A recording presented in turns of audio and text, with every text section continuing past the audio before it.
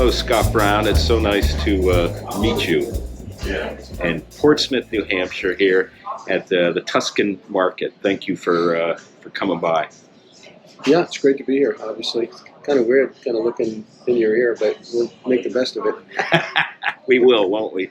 Well, we're going to be taking a walk here, and I want everybody to check out the Taking a Walk series, especially the one with Scott Brown, with a tremendous career in politics, in the military, in diplomacy, just an amazing career, but an amazing story in your book Against All Odds, which is just so much of a story of resilience, Scott. It's amazing. It's you knew more by 10 years old probably than people in 20 lifetimes could ever figure out.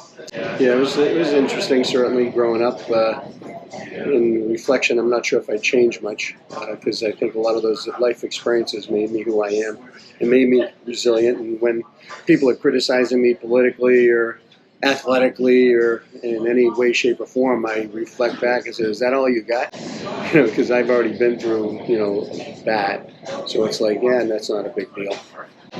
So how do you think businesses can become more resilient? As you have learned about personal resilience, how do you think businesses can become more resilient in today's challenging times? Well, listen, the pandemic with COVID has certainly put a wrench into things, and I think the government plays a role. I think the government plays a very important role of being there as a safety net for people, especially in tough times, as we saw over the last almost 2 years now.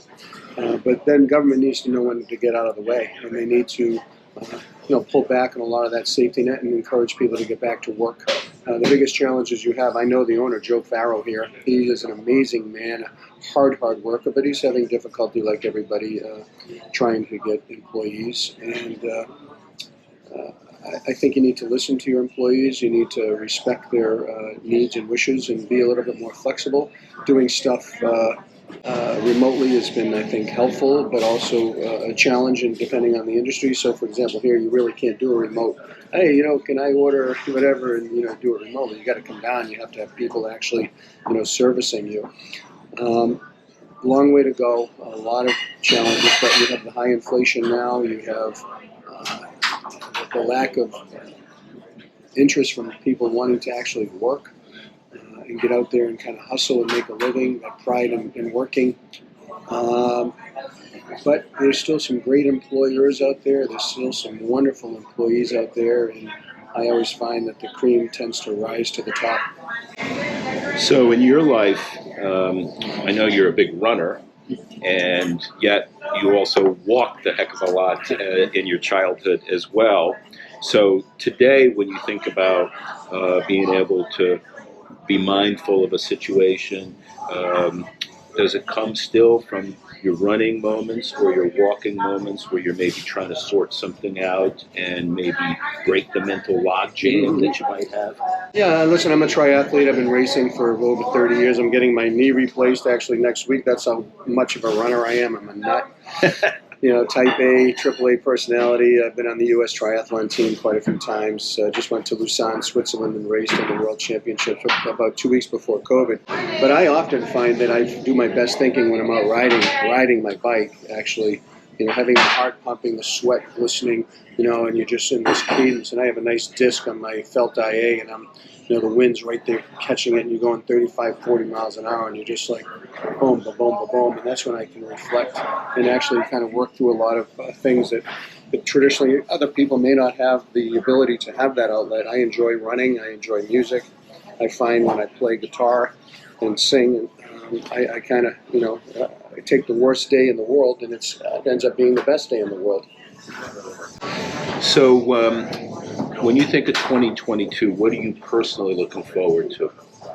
Obviously, hopefully settling down of COVID and getting back to a normalcy of people getting out, not being scared, respecting each other, communicating more. And I I say chillaxing, just chill and relax a little bit, and kind of get back into the normal everyday things that we do, going to concerts, going to games. You're seeing that now, but there's still, ebbs and flows. And you look at the NHL and NFL, the Cleveland Browns as an example.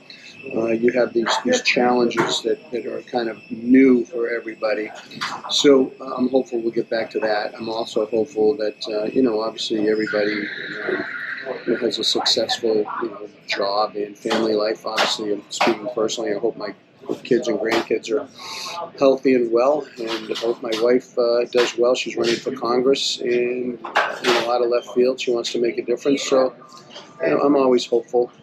I'm a glass half full guy, not a glass half empty guy. Well, look forward, Scott, to taking a walk in the streets of Portsmouth, New Hampshire cool. with you. Yeah, this is a cool place. I was born here. I'm going to take you over there. We can walk right down the street at the Portsmouth Naval Shipyard 59 years ago. What am I talking about? I'm 62. 62 years ago. Oh my gosh. Time flies. Yeah, cool. All right, look forward to seeing everybody. Thank Cheers. you.